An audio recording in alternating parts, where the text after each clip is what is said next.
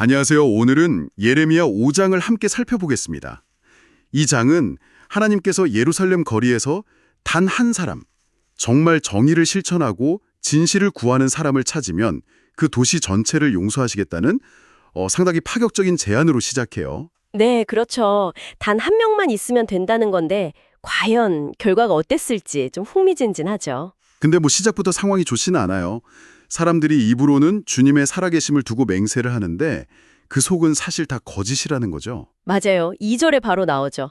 맹세는 하는데 진실이 없다.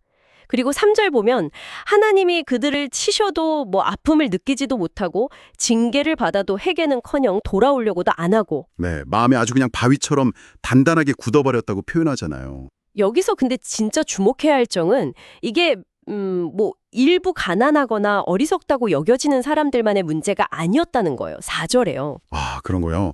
보통은 좀 그런 쪽 문제라고 생각하기 쉬운데. 네.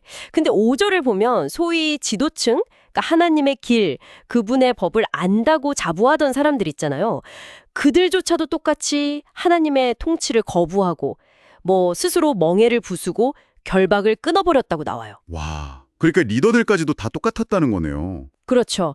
이건 리더십의 완전한 부재, 사회 전체가 완전히 길을 잃었다는 아주 심각한 신호로 봐야죠. 그 결과가 정말 무섭게 묘사되는데요. 6절 보면 무슨 숲에서 나온 사자, 사막의 이리, 성읍을 엿보는 표범처럼 심판이 임할 거라고. 네, 아주 생생한 비유죠. 그 이유도 명확하게 밝히고요. 허물이 너무 많고 하나님에 대한 반역, 그 배신이 너무 심각하기 때문이라고요. 구체적으로 어떤 죄들이 언급되나요? 일단 하나님을 버리고 쓸데없는 우상들에게 맹세하는 거 7절에 나오죠. 그리고 더 심각한 건 하나님이 배불리 먹여주셨는데도 간음하고 이웃의 아내를 탐하는 그런 모습들 7절, 8절에 다 나와요. 아, 이건 단순히 개인의 도덕적인 문제를 넘어서는 것 같은데요. 맞습니다. 이건 하나님과의 약속, 그 언약 관계 자체를 그냥 정면으로 깨트리는 행위죠. 그러니까 하나님께서 9절에서 내가 어찌 이런 일을 벌하지 않겠느냐, 내 마음이 이런 나라에 보복하지 않겠느냐 이렇게 물으시는 게 어찌 보면 당연한 거죠. 결국에는 그래서 하나님께서 멀리서 강하고 아주 오래된 민족을 불러와서 심판하시겠다 이렇게 선언하시는 거군요. 네, 15절에 나오죠. 아마도 그 민족은 바빌론을 가리키는 걸로 보여요. 그들의 화살통이 열린 무덤 같다고 표현하는데 정말 섬뜩해요. 그렇죠. 닥치는 대로 파괴할 거라는 의미겠죠. 17절 보면 너희 자녀들이 먹어야 할 곡식, 양식, 가축, 과일 이런 거 싹 다 빼앗기고 심지어 그렇게 견고하다고 믿었던 성벽마저 칼로 다 무너질 거라고 경고하시죠. 정말 철저한 심판인데요. 근데 여기서 또 중요한 한 가지가 있어요. 이 끔찍한 심판 가운데서도 10절이랑 18절 보면 하나님께서 완전히 멸망시키지는 말라 이런 여지를 남겨두세요. 아, 완전히 끝내는 건 아니다. 네, 전멸은 아니라는 거죠. 그리고 나중에 사람들이 아니 왜 하나님이 우리한테 이런 재앙을 내리셨지? 이렇게 물을 때가 올 거라는 거예요. 그 답은 이미 19절에 나와 있어요. 너희가 너희 땅에서 나를 버리고 이방신들을 섬겼으니까 이제 너희 것 아닌 땅에서 이방인들을 섬길 거다. 아, 결국 너희가 선택한 결과다 이 말씀이시네요. 정확합니다. 철저하게 자신들의 행동에 대한 책임이라는 걸 분명히 하시는 거죠. 참 답답한 게 백성들의 상태를 보면요.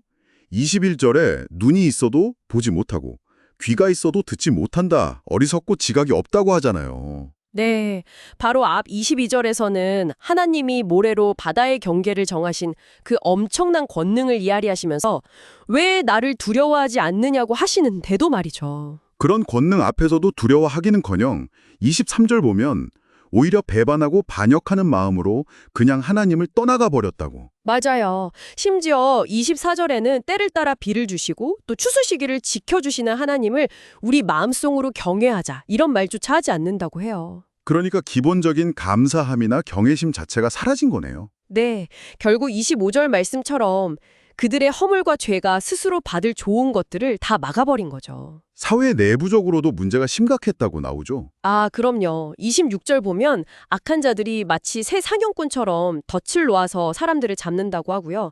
27절에는 집 안에 속임수가 가득 차서 그걸로 부자가 되고 번성하지만 그 과정에서 28절 가장 약한 사람들, 고아의 송사나 가난한 사람들의 재판은 그냥 외면해버리는 거죠. 정의가 완전히 무너진 사회예요. 와, 이러니 하나님께서 29절에서 다시 한번 내가 어찌 이런 일을 벌하지 않겠으며 이런 민족에게 보복하지 않겠느냐 이렇게 탄식하실 수밖에 없겠네요. 그렇죠. 너무나 당연한 결과죠. 근데 정말 제일 놀랍고 좀 소름 돋는 부분은 마지막 31절인 것 같아요. 선지자들은 거짓말을 예언하고 제사장들은 자기들 마음대로 권력을 휘두르는데 백성들이 오히려 그걸 좋게 여긴다는 거예요. 맞아요. 그게 정말 무서운 지점이죠. 잘못된 걸 알면서도 혹은 모른 척하면서 그냥 편한 거짓말에 안주하려는 그런 모습. 정말 끔찍하고 놀라운 상황이라는 표현이 딱 맞네요. 네, 그렇습니다. 예레미야 5장은 이렇게 진실은 외면당하고 불의가 판치고 심지어 종교 지도자들까지 타락하고 백성들은 그걸 또 받아들이는 이런 사회의 총체적인 붕괴를 아주 적나라하게 보여주고 있어요. 하나님의 심판 경고는 결국 그들 스스로 자초한 일이라는 것을 명확히 하고 있고요. 이 내용을 쭉 듣다 보니까 어쩌면 오늘 우리 사회나 혹은 우리 개인의 모습과 좀 겹쳐 보이는 지점들이 있지 않나 그런 생각이 드네요. 충분히 그럴 수 있죠.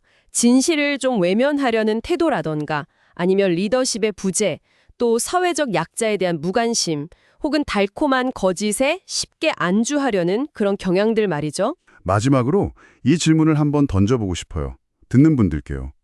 예레미야 시대의 사람들처럼 혹시 우리도 불태난 진실보다는 듣기 좋은 거짓말, 좀 손쉬운 타협을 더 좋게 여기고 있지는 않은지. 네, 우리가 진정으로 붙잡고 추구해야 할 가치는 무엇일까 한번 깊이 고민해 볼 필요가 있겠습니다.